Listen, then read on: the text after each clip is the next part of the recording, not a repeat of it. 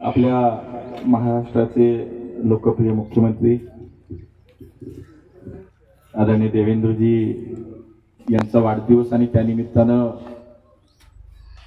माझे स्नेही सुशीलकुमार शिंदे आणि त्यांच्या सर्व कुटुंबाने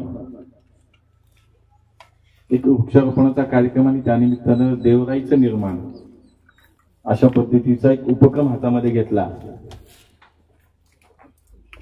आणि त्यासाठी आज आपण सगळेच इथे एकत्र जमलोय। माझ्यासोबत या कार्यक्रमासाठी आवर्जून उपस्थित इंदापूरचे नेते, आमचे पुणे जिल्ह्याचे नेते प्रवीण भैया माने,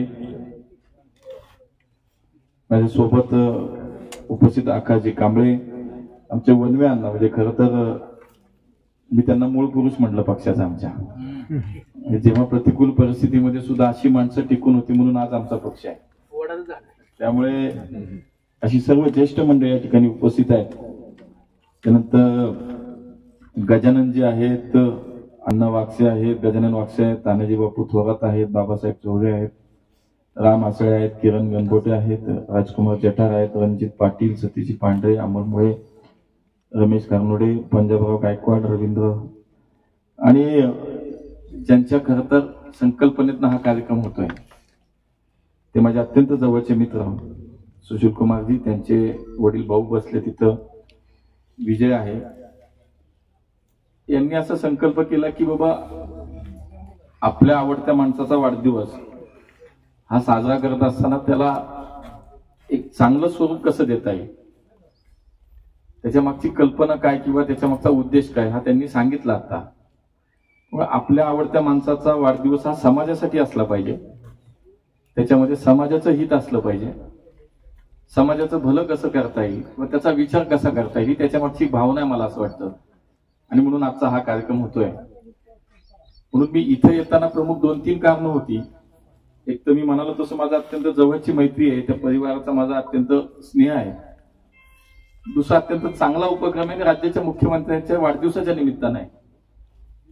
आणि तिसरा उद्देश असा आहे की साधारणतः मी जरी देशभर फिरत असलो तरी शेवटी मराठीत म्हण आहे काय, पक्षी उडे आकाशी चित्ततेचे दिलापाशी।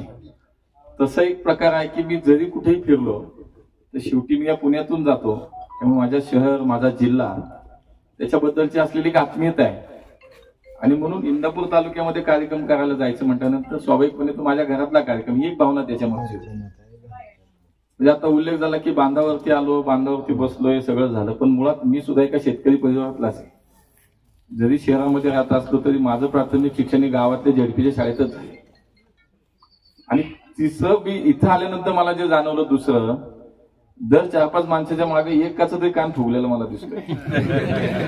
आता ह्याच्यापेक्षा माझ्या जवळचं नातं काय असू शकतं। म्हणून तर अण्णा 1 कोटी रुपये त्या गावाला कुस्त्या भारी असतात, सिकंदर शेठची कुस्ती झाली, आखाडा बांधायचा आहे, आखाडा 1 कोटी आपल्या गावचं झालं, पण नाही बाटली गाव आहे तर तिकडे जाईल तो एक मोठा आखाडा असतो। इथं मी मोठा अण्णा, इथं मी मोठा काही सगळं पहिलं जायचं बघितलं ना, म्हणून म्हणलं 4-5 माणसाच्या मागे एक आखाडा तेवढा देऊन जावा गावाला। आता माझा काम तुम्हाला सांगतो, पण मी कॉलेजला जात होतो, मी म्हटलं अरे कॉलेजमध्ये गेल्यावर काय व्हायचं म्हणून तो शेकून पक्का बसून टाकला, दिसत नाही।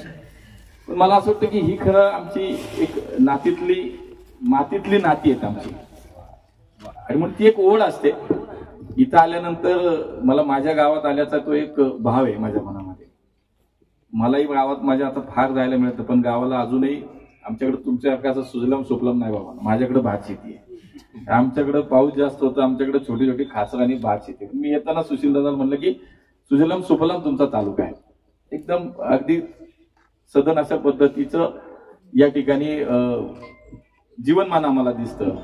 शेतकरी आमचा समृद्ध आहे, शेती समृद्ध आहे, वेगवेगळ्या शेतीसोबत अनेक व्यवसाय आता आमचे शेतकरी करायला लागलेत। त्यामुळे एक मला माझ्या गावात आल्यासारखाचा एक भास आहे की असाच लहानपणी गुरं पवायला न्यायची, पवनी घालतो आपण म्हणतो, पवनी घालायलाही गुरं न्यायची, पेटारी लावली पेटारी बरोबर जायचं, मैंगाव बसायचं, कुळव घ्यायचं, हे सगळं केलेलं आहे बघा, त्याच्यात काही बदल नाही। हे त्यातलाच आहे, मी त्यातलाच मातीतला आहे। आणि म्हणून मला एक वेगळा आनंद आहे आज इथं आल्याचा। आणि मी म्हणाल तसं की शेवटी कुठेही फिरलो तर एक आपलेपणा असतो. आणि म्हणून आज इथे येताना एक मनापासून आनंद वाटला. आणि एक माझ्या कुटुंबाचा, माझे वडील असेच आहेत, पायजमा शर्ट टोपी घालतात असेच आहेत. म्हणजे भाऊंकडे वगैरे मी त्यांना भाऊच म्हणतो. त्यामुळे एक फॅमिली म्हणून एक आमचा खूप स्नेह आहे. आणि आज इथं सुशीलजींनी सांगितल्यानंतर मी नाही म्हणायचं काही कारणच नव्हतं. किती व्यस्त असतो ते कारण काही नाही म्हणायचं कारण काय, हे त्याचा वेगळा अर्थ घेते. त्यांनाही काय राजकारणात तिथे यायची वगैरे इच्छा नाही भैया, काही चिंता नाही त्याची, त्यांची काही अपेक्षा नाही त्याची. आनंद आहे ना, आलं पाहिजे चांगल्या. पण एक वेगळ्या वातावरणात वेगळ्या वेगळ्या प्रकारचे रोज अनेक कार्यक्रम असतात. पण मनाला सुखावणारा, मनाला आनंद देणारा कार्यक्रम म्हणून मी याच्याकडे बघतो. मी घड्याळ बघितलंच नाही आल्यापासून. बघितलं असतं मी मोबाईल का बघतोय तर फोन कुणाचा आला का, मी घड्याळासाठी नाही बघितलं. घड्याळही बघितलं नाही. आल्यापासून एक वेगळ्या वातावरणात ते आपलेपणा आहे. याच्या पद्धतीनं तुम्ही लोक स्वागत करताय, बोलताय, आपुलकी दाखवताय. ते मला असं वाटतं की शेवटी एखाद्या राजकारणाला काय हवं असतं, राजकारणात काम करणाऱ्या माणसाला माणसं हीच दौलत असते त्याची. त्याला माणसंच हवी असतात आणि माणसाकडनं प्रेम हवं असतं तरच तो पास होतो. आम्हाला असं वाटतं आमच्या आयुष्यात बाकी काय नाही मिळतं, आम्हाला माणसं गमवली, माणसं मिळाली की त्याच्यात समाधान असतं. आम्ही एक वेळचं जेवण नाही मिळालं चालेल, पण आम्हाला 4 माणसं त्या दिवशी भेटली ना, मनाची आपुलकीनं पोट भरलेलं असतं आमचं. हीच भावना मला आज या ठिकाणी आल्यानंतर. त्यामुळे कार्यक्रमाचं स्वरूप छोटं का मोठं याच्यापेक्षा त्याच्या मागची भावना काय, मला असं वाटतं ही महत्वाची आहे. आणि ती भावना शेवटी कसं असतं बघा, समाजाचा निसर्गाचा नियम आहे, तुम्ही जे द्याल तेच मिळतं. त्यामुळे तुम्ही भरभरून प्रेम देताय तर भविष्यात माझ्याकडनं भैयांनी ज्या अपेक्षा व्यक्त केल्या असतील किंवा मगाशी सत्कार करताना आमच्या सरपंचांनी सांगितलं गावाला काय ते देऊन जा, मोकळं जायचंच नाही. आता बॅग नाही आणलेल्या, पण माझं म्हणणं आता येताना बॅग तर नाही, हे बाबांना रेकॉर्ड नका. पण एवढं नक्की आहे की शेवटी हा जिल्हा म्हणून असेल, गाव म्हणून, ज्या ज्या वेळेला माझ्या क्षमतेत किंवा माझ्या कुवतीमध्ये, माझ्या अखत्यारीत जे जे काय म्हणून मला करता येऊ शकतं. अनेक योजना आहेत, अनेक पर्याय आपल्या हाताशी असतात, विकासाची कामं असतील. आज सहकारासारखं काम करतो मी. त्यामुळे सहकार म्हणजे शेवटी माझ्या प्रत्येक शेतकऱ्याशी जोडलेले, त्याच्या आयुष्याशी जोडलेलाच भाग आहे.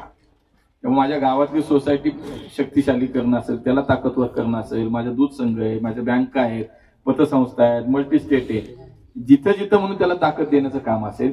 साखर कारखाने, मी तुम्हाला सांगतो की महाराष्ट्रातल्या, फक्त महाराष्ट्रातल्या साखर कारखान्याला केंद्र सरकारने माननीय अमित भाईंच्या नेतृत्वाखाली, मोदीजींच्या नेतृत्वाखाली, देवेंद्रजींनी इथून यादी पाठवली. 10,000 कोटी रुपये दिले. 10,000 कोटी रुपये दिले फक्त महाराष्ट्रातल्या साखर कारखान्याला. काही छोटं काम नाही. शेवटी आमचा साखर कारखाना का जगवायचा, तो सहकारी साखर कारखाना आहे. आमच्या प्रत्येक शेतकऱ्याशी, आमच्या प्रत्येक माणसाशी जोडलेलं आहे त्याचं आयुष्य. आणि म्हणून मग अशा पद्धतीनं भविष्यामध्ये जरी कुठलाही विषय असेल ते हक्कानं, अधिकारानं आपण सांगा. विकासाची कामं थेट मला माझा खासदार निधी तुमच्याकडे वापरता येत नसला तरी शेवटी खूप मार्ग आहेत, काय काळजी करू नका. डीपीडीसी आहे, राज्यसभा आहेत, विधान परिषद आहे, सगळं आहे, काय काळजी करू नका. एक पत्र द्या पाठवून, पत्र 1 या 2 द्या, काय अडचण नाही. आणि पाठपुरावा करायला काय सुट्टी नाही, माणूस आहे तुमचे. आता तिथे गेले का ना, म्हणून मला एक खूप मनापासून आनंद वाटतो आपल्या सगळ्या ज्या पद्धतीने आपण सगळ्यांनी, मी मागाशी म्हणालो तसं स्वागत असतं, आपुलकी तो भाव दिसतो चेहऱ्यावर कळतो माणसाच्या. बघा प्रत्येक जण आपापल्या क्षेत्रात जो काम करतो ना त्याची मास्टरकी असते. आम्ही 30, 35, 32 वर्ष माणसांचा धंदा केलाय. त्यामुळे समोर जे चेहऱ्यावर कळतं याचा भाव काय. असं नाही की किती वाजले बाबा कधी आला, आता जा चला निघा, असंही नाहीये. पण एक आपुलकी वाटते की आमचा माणूस येतोय, हा भाव दिसतोय मला. आणि म्हणून मी म्हणाल तसं अनेक कार्यक्रम करतो, पण त्यातले काही कार्यक्रम असतात असे असतात की जे मनाला आनंद देणारे असतात, समाधान देणार. त्यामुळे तुमचे आभार मानले पाहिजेत आम्ही की तुम्ही आम्हाला आज बांधव. खूप दिवसांनी मी खरं तर मागाशी येताना म्हटलं भात लावायला जायचं होतं त्यावेळेस आम्हाला, पण ते काय झालं, भात लावायचा टाइम दाढी बिडी वर आल्या, संपला विषय. ते आता काय झालं का आपल्या गावाकडे भात लावून झालं का, तरी बघू आपण. हा तर ते तुमच्या सोबत पिंटूकडे होते आहे ना, आता भेटले ना सगळे, पिंटूकडे जाऊन. तर मला असं वाटतं की हे सगळं कुठं ना कुठं तरी एक असतं. जरी कुठे जगभरात प्रवास केला, देशभरात प्रवास केला, तर ही भावना असते, ती जपली पाहिजे. शेवटी ज्या मातीतून तुम्ही जाता त्या मातीची जर तुम्हाला जाणीव नसेल तर तुम्ही आयुष्यात काहीच करू शकणार. आणि म्हणून मला वाटतं की माझ्यासारख्या कार्यकर्त्याला ती जाणीव की आपण जिथून आलोय, सांगितलं की आता प्रतिकूल परिस्थितीतून भावी सगळी सुरुवात तुम्ही केली. आणि जो प्रतिकूल परिस्थितीतनं काम करतो, पुढे जातो, त्याला त्या परिस्थितीची आयुष्यभर जाणीव राहते. आणि म्हणून छोटा का मोठा हा भाव कधीच मनात आणू नये. आपण आमचा माणूस आहे, आपला माणूस आहे, मी आपली माणसं म्हणलं पाहिजे. एकमेकाशी आपण कायम, मला असं वाटतं या भावनेतनं राहिलो ना तर मला असं वाटतं की शेवटी काही घेऊन जाणार नाही आपण. हे आज आहे उद्या नाही, त्यामुळे मंत्री आहे ना आला लालदिवा आलं काही नाही, हे काय उद्याचं कुणाला माहित नाही. पण मला वाटतं की हक्कानी 4 माणसं माझी उद्या आवाज देण्याची मला रस्त्यात भेटली, ते आज ज्या अधिकारानं किंवा प्रेमाने हा आवाज देत आहेत ती उद्याही त्यांनी दिला पाहिजे. तर कधी त्यांनी आज नीट वागलं पाहिजे, मी इथं बसून आज माज नाही केला पाहिजे. तर हे जपलं पाहिजे आणि ते जपूया. आज तुमच्या गावात आल्यानंतर एक वेगळा आनंद आहे, समाधान माझ्या गावात आल्यासारख्याचं फील आहे. निश्चितपणे हा जो काही स्नेह आहे, नातं आहे, असं खोटं वाटेल तुम्हाला की मी म्हणेल की मी परत तुम्हाला कधी भेटायला येतो, पण नक्की काही ना काही सागर आमचा पहिलवान इथं बसला, एक चांगला खेळाडू आहे, मला आज भेटला. मला असं वाटतं की कुठं कुठे एक नातं तयार झालं की ते आपोआप जमतं. मग पुढच्या काळात सातत्यानं भेटत राहू. आमच्या भैयाचं मी खरं तर पक्षात मनापासून स्वागत करतो. इतका चांगला ताकदवान नेता आम्हाला आता मिळाला आहे आणि त्यामुळे जो काही मला सहवास भैयाचा मिळतोय आज सकाळपासून किंवा आधी आमचं काही फोनवरनं बोलणं व्हायचं किंवा मला एक व्यक्तिमत्व माहिती, त्यामुळे एक सुरक्षित अशा या नेत्याच्या हातामध्ये मला असं वाटतं पुढच्या काळात आमच्या तालुक्याचं जिल्ह्याचं एक भविष्य निश्चितपणे काही लोकांच्यात दिसतं. त्यात मला भैया दिसतो की जी काय आम्हाला नेते मंडळी या जिल्ह्यात पुढच्या काळात माझ्या पक्षाचं समाजाचं नेतृत्व करताना मला दिसतात, त्याच्यामध्ये निश्चितपणे मला वाटतं प्रवीण भैया आम्हाला आज दिसत आहेत. तुमच्या नेतृत्वाखाली निश्चितपणे पुढच्या काळात आमचं संघटन, पार्टी ही जुनी माणसं त्यांना सोबत घेऊन निश्चितपणे चांगलं संघटन वाढेल, पक्ष वाढेल, विस्तार होईल. गावातल्या खेड्यातल्या प्रत्येक छोट्या शेवटच्या माणसापर्यंत संघटनेचा विचार आकाश सगळ्यांनी कसं बोल याचा विचार पुढच्या काळात आपण निश्चित करायला अशी खात्री आहे, विश्वास आहे. पुन्हा एकदा मी सुशीलदादा तुमचं, भाऊ तुमचं, विशू तुमचं, सगळ्यांचंच मनापासून धन्यवाद व्यक्त करतो की एक चांगल्या कार्यक्रमाच्या निमित्तानं मला आपल्यामध्ये येता आलं, तुम्ही सहभागी करून घेतलं. खूप खूप धन्यवाद, मनापासून आभार. जय हिंद, जय महाराष्ट्र.